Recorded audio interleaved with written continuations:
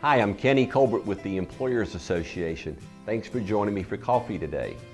We received an interesting advice line call this week. A company called to inquire if their employment process would in any way violate the Fair Labor Standards Act. Here's their story.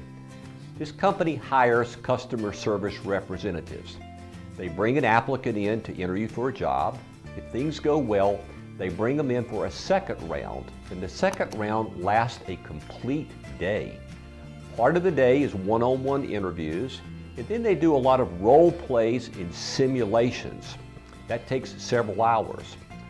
For the second half of the day, they actually take the applicant out in the field with an experienced sales rep, and they call on a customer. So in essence, the applicant gets to see what really happens in day-to-day interactions with a customer. So the company asks the question, since the applicant is interacting with a customer, do they have to pay the applicant for this time? And our answer is no, for two reasons. Number one, the applicant is still an applicant. There has not been an offer of employment that was made. And secondly, the applicant is not doing any productive work on behalf of the company. They are simply observing the sales process. But we kept talking to the company and we found that they had another potential problem though. Here's their process. If the applicant makes it through that day-long interview, an offer of employment is extended. They tell the applicant, we want you to start on Monday morning at 8 o'clock.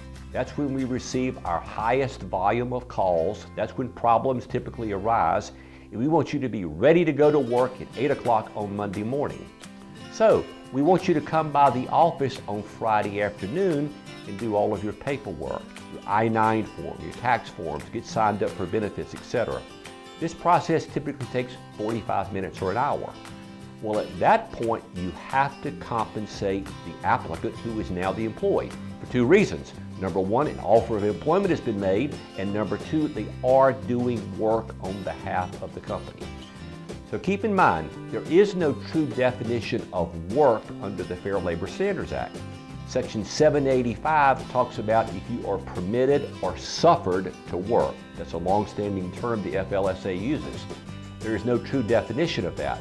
But generally speaking, if you tell someone to do something, you tell them to be at a specific place at a specific time, that is compensable time under the Fair Labor Standards Act.